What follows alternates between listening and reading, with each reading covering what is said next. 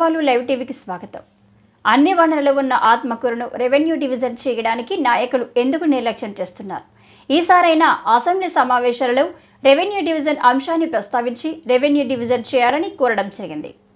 ఆత్మకూరు పెద్దలు తాండూరు సుదర్శన్ శెట్టి మాట్లాడుతూ, గత ప్రభుత్వ పాలకులు ఎన్నికల హయాంలో గౌరవ మాజీ మంత్రి హరీష్ రావు గాంధీ చౌరస్తా సాక్షిగా ఆత్మకూరును రెవెన్యూ డివిజన్ చేస్తామని, మక్తల్లో జరిగిన ఎన్నికల సభలో కేటీఆర్ కూడా రెవెన్యూ డివిజన్ చేస్తామని ప్రజలను నమ్మబలికి ఓట్లు వేయించుకున్నారు. కానీ ఎటువంటి ఫలితం లేకపోయింది.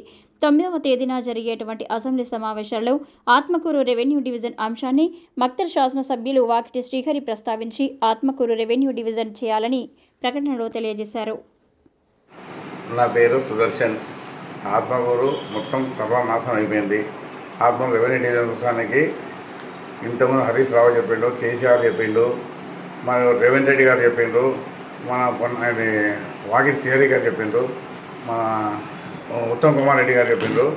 ఈరోజు ఆత్మకూరు ఉన్న వనరులు అన్ని రెవెన్యూ డివిజన్ కోసానికి ఎస్టీఓ ఆఫీస్ ఉంది, రిజిస్ట్రేషన్ ఆఫీస్ ఉంది, కోర్టు ఉంది, ఫైర్ స్టేషన్ ఉంది, మరియు ఆబ్కార్ ఆఫీస్ ఉంది, సిఐ ఆఫీస్ ఉంది, అన్ని వసతులు ఉన్నాయి. ఆబ్కార్ సంస్థానము కూడా ఉన్నది. ఇంతకుముందు ఆత్మకూరు ఆత్మకూరు కాన్స్టిట్యున్సీ ఉన్నందువల్ల 10 ఏళ్ళ నుంచి సర్వనాశనం ఆత్మకూరు అయిపోయింది.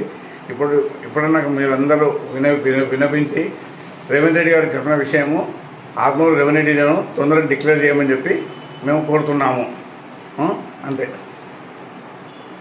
అదేవిధంగా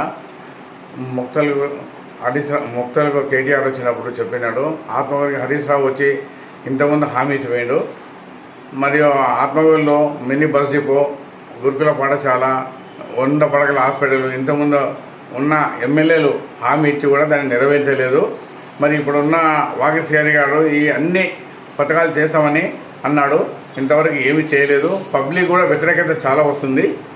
దాని గురించి మీరు రేపు 9వ తారీఖున అసెంబ్లీలో మీరు ప్రస్తావిస్తే ప్రతి దానికి రెవెన్యూ డివిజను, బస్ డిపో, మరియు అది గురుకుల పాఠశాల ఇవి ఇన్ని హామీ తీసుకొచ్చి ప్రకటిస్తే బాగుంటుందని చెప్పి వినతితో చేస్తున్నాం.